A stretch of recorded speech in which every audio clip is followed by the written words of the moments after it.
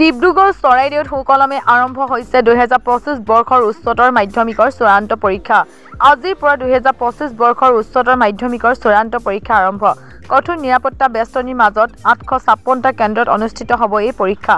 মুঠ 3,06,925 গৰাকী ছাত্ৰ ছাত্ৰীয়ে অৱতীৰ্ণ হৈছে পৰীক্ষাত। ৰাজ্যখনৰ অন্যান্য ঠাইৰ লগতে ডিব্ৰুগড় জিলাৰ কেইবাটাও পৰীক্ষা কেন্দ্ৰত অনুষ্ঠিত হৈছে পৰীক্ষা। লেঙাৰী কনিষ্ঠ মহাবিদ্যালয় পৰীক্ষা কেন্দ্ৰত অতি কটকটীয়া নিৰাপত্তাৰ মাজত আৰম্ভ হৈছে এই পৰীক্ষা। পৰীক্ষা আৰম্ভ হোৱাৰ পূৰ্বে অঞ্চলটোৰ বিভিন্নজনে শিক্ষাৰ্থীসকলক আশীৰ্বাদ আৰু শুভেচ্ছা জ্ঞাপন কৰে। ইয়াৰ লগতে মৰাণৰ মৰাণ কনিষ্ঠ মহাবিদ্যালয়, মৰাণ মহাবিদ্যালয়, মৰাণ মহিলা মহাবিদ্যালয়, মৰাণ উচ্চতৰ মাধ্যমিক বিদ্যালয়তো কটকটীয়া নিৰাপত্তাৰ মাজেৰে অনুষ্ঠিত হৈছে পৰীক্ষা। শিক্ষাৰ্থীৰ সুবিধা হোৱাকৈ মন্ত্ৰী বিমল বৰে প্ৰত্যেকটো পৰীক্ষা কেন্দ্ৰৰ সন্মুখত শিক্ষাৰ্থীৰ ৰোল নম্বৰ সহ এখন তালিকা আৰু শুভেচ্ছা বাৰ্তা আঁৰি দিছে। বহুত ভালকৈ মেট্ৰিকো বহুত ভাল ধৰণে তেখেতে ৰিজাল্ট কৰিছে।